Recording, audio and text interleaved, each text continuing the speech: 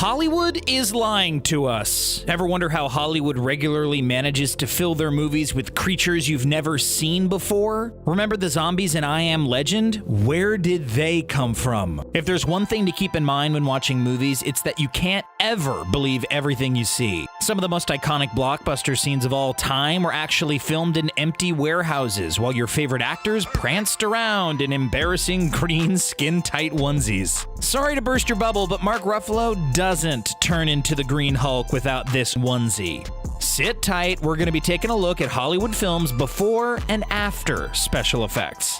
To begin, we'll take a look at 2017's Spider-Man: Homecoming. But first, let's take a second to explain the green onesies, or morph suits, that we keep referring to. In the modern film industry, CGI has become more and more common. In the industry, green screening is formerly known as chroma keying or color keying. Basically, it refers to the process of singling out a particular color in an electronic image and then using computer software to make the color transparent. In plain English, once the scene is filmed, the green onesie and the green screen in the backdrop can both be made transparent or see-through. In Spider-Man: Homecoming, Tom Holland's Peter Parker struggles to balance his life as an ordinary high school student with the responsibilities of being Spider-Man. Michael Keaton also stars as the villainous Vulture, an advanced weapons dealer bent on destruction. However, what made this superhero epic unique is the fact that Tom Holland actually filmed his scenes as Spider-Man in the genuine Spider-Man suit, which he felt added an element of authenticity to the film. However, that dedication didn't come without its setbacks. While filming scenes in the suit, Holland could not take it off, and so he'd have to pop a left eye out of the Spidey suit and slip a plastic straw into his mouth through the mask. Talk about sweat and tears. Speaking of tears, the CGI in I Am Legend is good enough to make you cry. Released in 2007, the post-apocalyptic classic stars Will Smith as U.S. Army virologist Robert Neville. The story set in New York City after a virus, which was originally created to cure cancer, has wiped out most of mankind, leaving Neville as the last human in New York.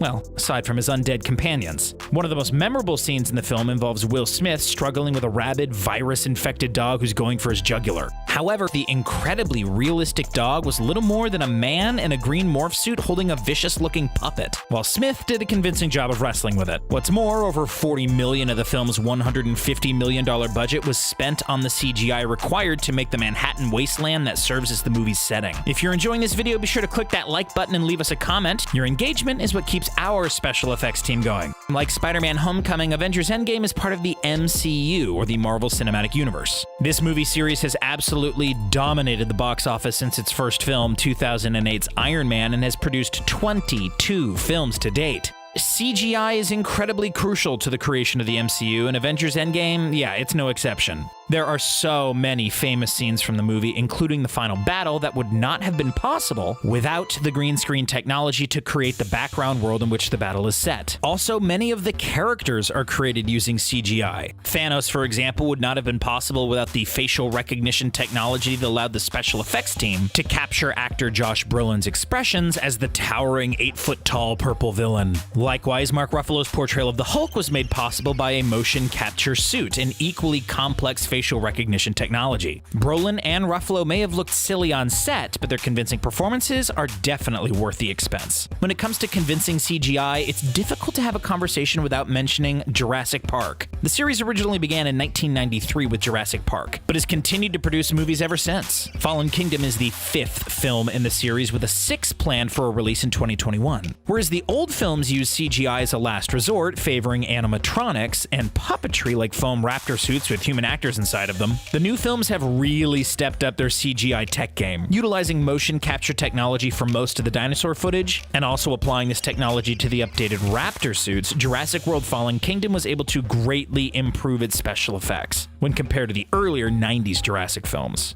There may not be a single 1990s movie more iconic than The Matrix's 1999 slow-mo bullet dodging scene. Starring Keanu Reeves, Lawrence Fishburne, and Carrie-Anne Moss, the movie depicts a dystopian future in which humanity is unknowingly trapped inside a simulated reality called The Matrix, which was created by intelligent machines to distract humans while their bodies are used as an energy source. Talk about mind-bending. The famous bullet scene takes place on a rooftop as Keanu Reeves' character Neo pulls off off a superhuman maneuver to dodge bullets being fired at him by an enemy agent. The scene was filmed in a room entirely made of green screen and 360-degree cameras. Each of these cameras were set off split seconds apart so that when their footage was combined, it gave the impression of a slow-mo orbit of the character. The footage of the scene came out at about 12,000 frames per second, compared to the average in a film of 24 frames per second. If you can think of a more iconic sci-fi scene, yeah, let us know in the comments. We think this is number one.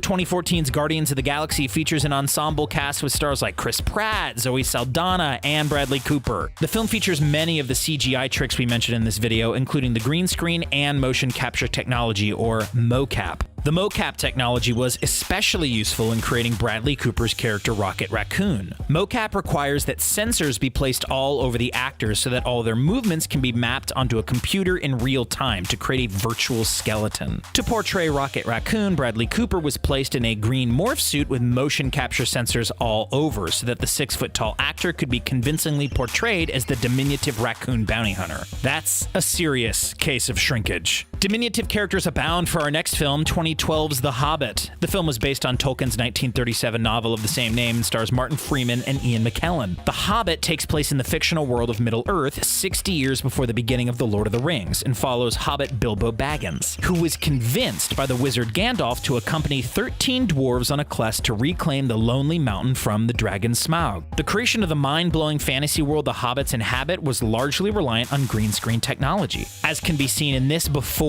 and after picture. The production team even went as far as building 2 identical sets of different sizes. McKellen's character of Gandalf was filmed on the smaller set, while Martin Freeman's Hobbit was filmed on a larger set. Afterwards, the images were superimposed to create an impression that Gandalf was much larger than Bilbo.